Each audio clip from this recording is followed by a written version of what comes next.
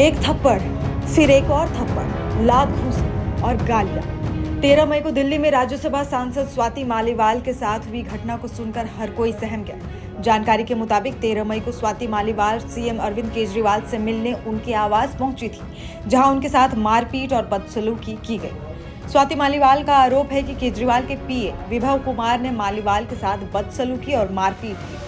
मामले पर स्वाति का बयान 30 हजारी कोर्ट में जज के सामने सीआरपीसी की धारा 164 के तहत दर्ज कराया गया। इससे पहले दिल्ली पुलिस ने 16 मई को एफआईआर दर्ज की थी। एफआईआर की कॉपी जब सामने आई तो इसे पढ़कर सब स्तब्ध रह गए। एफआईआर में स्वाति ने पूरी कहानी बयां की है। एफआईआर में स्वाति ने लिखा कि मैं दिल्ली के मुख्यमंत्री अरविंद केजरीवाल से मिलने उनके कैंप ऑफिस गई थी। ऑफिस जाने के बाद सीएम के पीए विभव कुमार को फोन किया, लेकिन उनसे संपर्क नहीं हो सका। फिर मैंने उनके फोन पर एक मैसेज भेजा, मैसेज का कोई जवाब नहीं आया। इसके बाद मैं घर के मेन गेट से अंदर गई, जैसा कि मैं पिछले सालों से हमेशा से करती आई।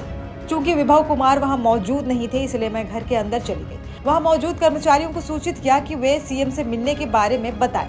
मुझे बताया गया कि वो घर में मौजूद हैं और मुझे ड्राइंग रूम में जाने को कहा गया। मैं ड्राइंग रूम में जाकर सोफे पर बैठ गई और मिलने का इंतजार करने लगी।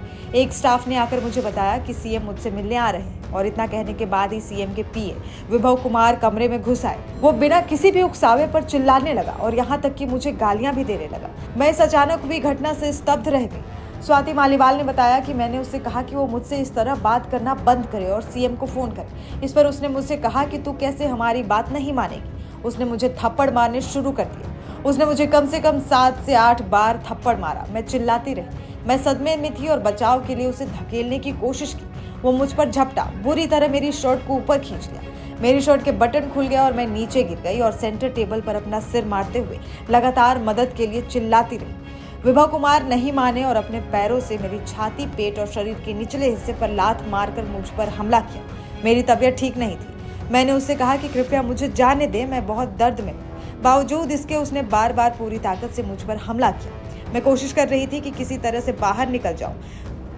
फिर मैं ड्राइंग रूम के सोफे पर बैठ गई। हमले के दौरान मेरा चश्मा नीचे गिर गया। इस हमले से मैं भयानक सदमे की स्थिति में थी। मुझे गहरा सदमा लगा और मैंने 112 नंबर पर फोन किया और घटना की सूचना दी। विभव ने मुझे धमकी देते हुए कहा कि कर ले जो तुझे करना है, तू हमारा कुछ नहीं कर पाएगी। ऐसी जगह गाड़ देंगे, किसी को पता भी नहीं चलेगा। फिर जब उसे एहसास हुआ कि मैं 112 नंबर पर हूँ तो वो कमरे से बाहर चला गया।